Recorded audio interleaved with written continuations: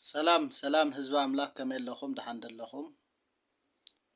ስለቲ ዘይውዳእ ምሕረቱ ንእግዚአብሔር ምስጋና ይኹነሉ። ሎምቕነ ሓደ ሓውና እግዚአብሔር ነጊርኒ እግዚአብሔር አርኢኒ ኢሉ ዝዛረቦ እቲ ሕጂ ዝግበር ዘሎ ኣብ ህዝቢ ታት ዝፍጠር ዘሎ ስኒት ሰላም ሓቀኛ ሰላም ኣይኮነን። ፍቓድ ኣምላኽ ዘሎ ይኮነን። እቲ ሰላም ኣይቕፅልን እዩ፣ ሓሶት እዩ። ክትርእይዎ ኢኹም እቲ ናይ ቅድሚ ሕጂ እውን ዝነበረ ከምኡ ተዛሪበ ነይረ። ሕጂ ድማ ብተመሳሳሊ ዝቕፅል ዓይነት ሰላም ሓቀኛ ዘይኮነ እዩ እንዳበለ ክዛረብ ሰሚዐ። ኣነ እግዚአብሔር ኣይበሎን ኢለ ክገስ አይደልን። ቢኮዝ በአብ በወልድ በመንፈስ ቅዱስ ሽም አሚኖም ከምቲ ቃል አምላኽ ዝብለና ኢየሱስ ክርስቶስ ጎይታ እዩ እንዳበሉ እንዳመስከሩ እግዚአብሔር ኣይክዛረቦምን እዩ ኢለ ካምን አይደልን። ስለደየለው ይኮነን ግን ከምኡ እንተ ክንጥርጥር ኮይና ምናልባሽ ምስቶም ሓቀኛ ናይ እግዚአብሔር ሓሳብ ሒዞም ዝመፁ ሰባት እውን ዘላትም ነገር ብዙሕ ኣሎ። ስለዚ ሲ እንታይ እየ ዝኣምን ከምቲ ነቢይ ኤልያስ ለማዓንቲ ክትመውት ኢኻ ኢልዎስ ነቲ ንጉስ ድሕሪኡ እቲ ኣንቲኣና ይበለን ናፍታ መሰዊቱ ኸይዱ ኣብ ቅድሚ ኣምላኽ ተነሲሁ ርሒቑ ከይከደ በል ተመለስ 15 ዓመት ወሲኸልካ ኣለኹ በሎ ኢሉ እግዚአብሔር ናይ መዓት መልእኽቲ ናብ ምሕረት መልእኽቲ ክልወጠሉ ዝገበረ ከምቲ ናይ ነነዌ ሰባት እንድሕር ዘይትምለሱ ኮይንኩምስ መዓት ክወርደኩም እዩ ኢልካ ንገሮም ተባሂሉ ዮናስ ንስኻ እኮ ሓሳብካ ክትቅይር ኢኻ ክትምሕሮም እውን ትኽእል ኢኻ ኣነ እዚኣ ይብልን ኢሉ ናብ ካልእ እንተኸደ ዋላ ኖ ናብ ኣናብታ ነነዌ ኢኻ ትኸይድ ኢሉ እቲ ታሪክ ከም ትፈልጥዎ ተመሊሱ እግዚአብሔር ድማ ነቶም ናይ ነነዌ ሰባት ብሰንኪ ምንሳሆም ምሕረት ምልማኖም ገጽ ምሕረቱ ዝመለሰሎም እቲ ተኣውጅ ዝነበረ ኣዋጅ ኮምፕሊትሊ ዝቀልበሰሉ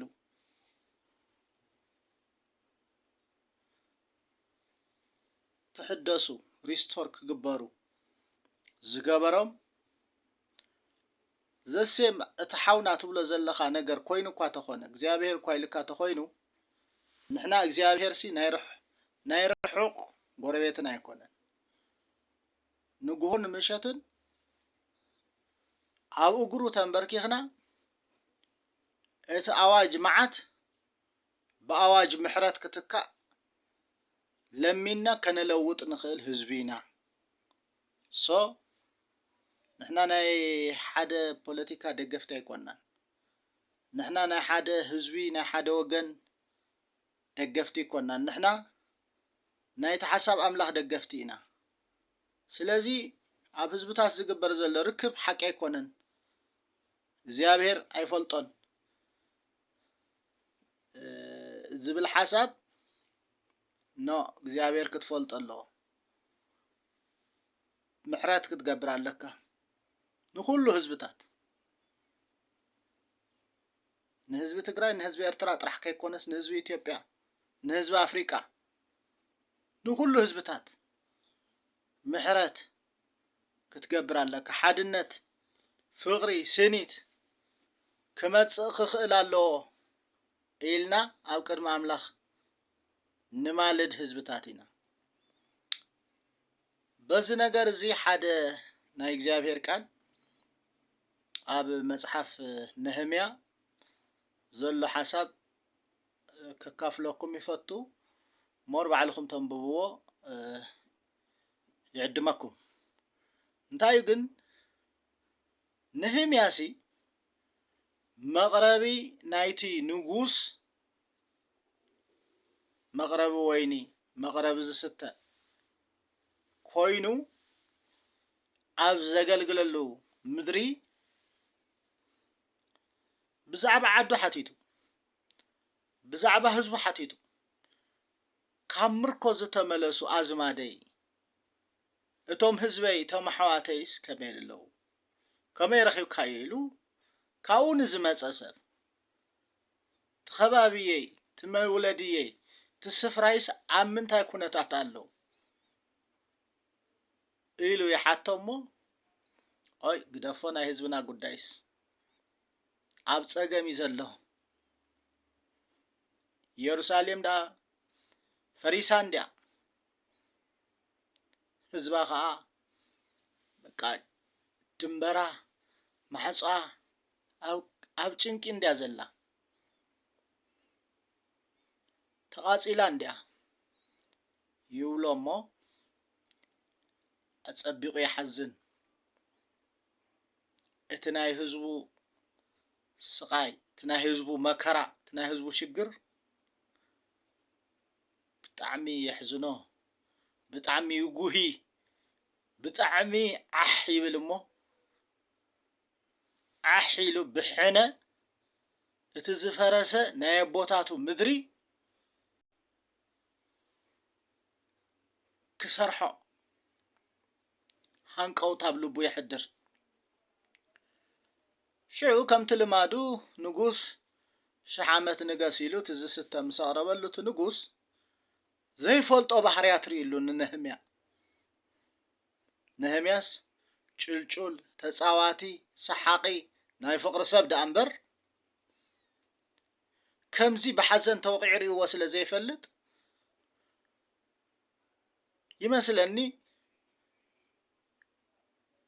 ሓሚምካ እኳ ኣይኮንካን ምርር ዝበለ ሓዘን ግን ኣብ ውሽጥኻ ኣትዩ ኣሎ እንታይ እዩ ገጢምካ ኢሉ ይሓቶ እወ ገዛ እንዳቦይ ፈራሪሳ ማዕፆታታ ነዲዱ ህዝባ ኣብ ሽግር ምህላው ሰሚዐስ ብጣዕሚ ሓዚነ ይብሎ ድሕሪኡ እንታይ ትደሊ ኢሉ ይሓቶ ኣነ ዝደሊ ክሃንፃ እሞ ደብዳቤ ክትፅሕፈለይ ናብቶም ጫፍ ዘለው ሰባት ናብቶም ሓለውቲ ደገ ናብቶም ኣመሓደርቲ ከይኸልኡ ንምውፃእ ምስ በሎ ዓጀብቲ ክገብረልካ የፀገም የለን ስኻኮ መገልገልየ ስኻኮ እሙን ባርያ ኢኻ ሶ መኪና ክምድበልካ እየ በቲ እዋን መኪና የለን ናብ ዝናትና እናምፃኹም ክትሪእዎ የደልየ ዓጀብቲ ሰባት ገብረልካ እየ ደድልየካ ዕንጨቲ ድዩ ዘድልየካ ካልእ ማሊእ ፅዒንካ ድማ ትከይድ ኢኻ ይብሎ እታ ንሕና ንሃንፃ እታ ንሕና ክንሰርሓ ዝግበአና ስራሕ ቤት ኣቦና ዓድና ህዝብና ኣብ ከርተት ኣብ ስቃይ ኣብ ጭንቀት እንድሕር ኮይኑ እቲ ኣጥልዩ ዘሎ ደመና መቅሰፍቲ ደመና ጦርነት ደመና ጥሜት ዞር ከብሎ ኣብ ቅድሚ ኣምላኽ ምንብርካኽ ኢናህና እሱ እቲ ናህና ዕንጨቲ ምቕራብ ምስዋር ኣብ ቅድሚ ኣምላኽ ነቕርቦ መስዋዕቲ ንሱ እዩ መዓት ብምሕረት ክትካእ መቕሰፍቲ ብህይወት ክምለስ